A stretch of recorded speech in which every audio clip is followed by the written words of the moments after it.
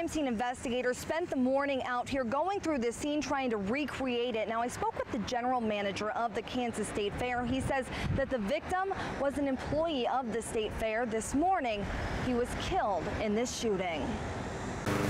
Tim Christopher says he spends a lot of time at home and keeps a close eye on his neighborhood, one he says has deteriorated in recent years. It was a real good neighborhood for people to raise a family in and not have to worry about their security. But it's just not the same thing anymore. That sentiment highlighted this morning by a shooting that took place right down the street from Tim's home. Joyce Cedino says she thinks she heard a gunshot. Heard the sound like a firecracker, and then about 15 minutes later the fire department and everybody was out front, and I went out and some young man got shot. Hutchinson police say that man who was shot is Sem Adrian of Evanston, Illinois.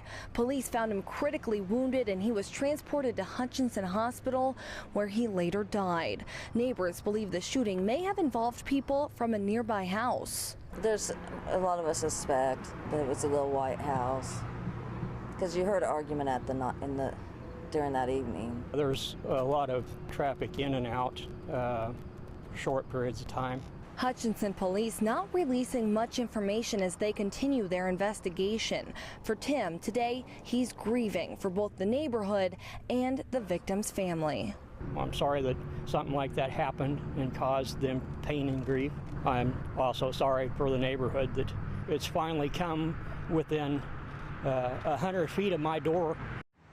Now, that victim had helped set up the stage for the concerts there at the State Fair. The general manager tells me that his employment ended on Friday. Reporting in Hutchinson, Jordan Shefty, Cake News.